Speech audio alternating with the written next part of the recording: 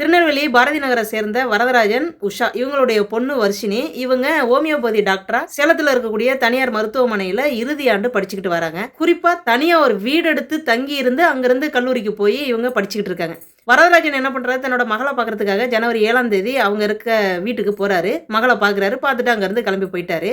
அதுக்கப்புறம் பார்த்தீங்கன்னா, அந்த வீட்டுக்கு பக்கத்தில் இருக்கிறவங்கள்ட்டேருந்து தகவல் காவல் நிலையத்துக்கு வருது, பொண்ணு இறந்து கிடக்கு அப்படின்னு. காவல் நிலையத்தில் இருக்கக்கூடிய அதிகாரிகள் அங்கே போய் சோதனை பண்ணையில் அந்த அம்மா இறந்து கிடக்குறாங்க. என்ன ஏதுன்னு விசாரிக்கையில் அவங்க அப்பா அப்போ தான் வந்துட்டு போனார் அப்படின்னு சொன்னதை வச்சு அங்கேருந்து இவங்களுடைய விசாரணையை தொடங்குறாங்க. வர்ஷினியோட அப்பாவுக்கு கால் பண்ணி பார்க்குறாங்க. அவர் ஃபோன் சுவிட்ச் ஆஃபில் இருக்குது.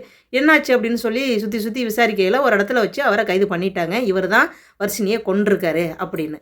எப்படிங்க, எப்படி பார்த்தாலும் பெத்த தகப்பன் பெத்த பொண்ணை எப்படிங்க கொல்லுவார் அப்படின்னு நாம் எல்லாரும் யோசிச்சுக்கிட்டு இருக்கையில் அவர் ஆமாங்க நான் தான் கொன்னேன். என் பொண்ணு 12ஆம் வகுப்பு படிக்கும்போது பயிற்சியாளர் ஒருவரை விரும்பினா, சரி தெரியாமல் பண்ணுறா, புரியலை, இவள் பெரியவளை வந்த உடனே புரிஞ்சிடும் அப்படின்னு சொல்லிட்டு நான் திரும்ப அவளை வான் பண்ணிக்கிட்டே இருக்கேன். ஆனால் அவள் கேட்காம அவனோட பேசிக்கிட்டே இருந்தான். அதுக்கப்புறம் பார்த்தீங்கன்னா, சேலத்தில் இருக்கிற தனியார் கல்லூரியில் என் பொண்ணை கொண்டு வந்து நான் ஹோமியோபதி சேர்த்து விட்டேன். இப்போ இறுதி ஆண்டு படிக்கிறா.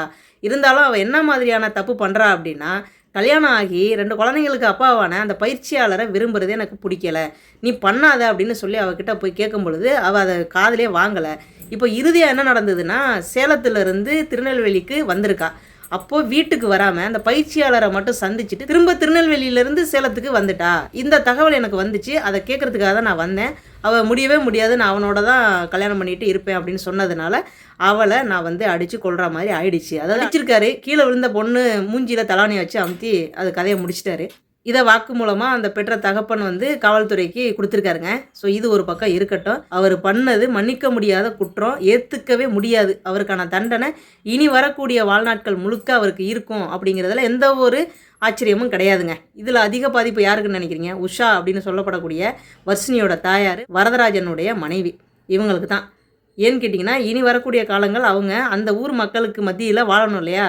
ஸோ அதுதான் அவங்களுக்கு மிகப்பெரிய ஒரு தண்டனை. ஒரு விஷயம் கவனிச்சிங்களா? ஒரு குடும்பமே இங்கே வீணாக போயிடுச்சு. ஆனால் அந்த வீணாக போகிறதுக்கு முக்கிய காரணமாக இருந்த அந்த பயிற்சியாளரை சீனுக்குள்ளே கொண்டு வரல.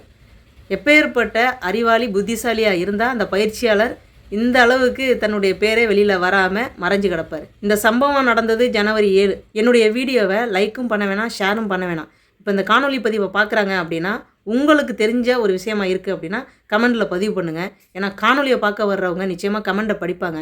அவங்களுக்கு பல விஷயங்கள் தெரிஞ்சுக்கிறதுக்கு இது ஒரு வாய்ப்பாக இருக்கும் அப்படிங்கிறதுக்காக தான் இந்த காணொலி பதிவை உங்கள் கண் முன்னால் கொண்டு வந்து நிப்பாட்டுறேன். மீண்டும் அடுத்த ஒரு நல்ல பதிவில் உங்களை நான் சந்திக்கிறேங்க. நன்றிங்க.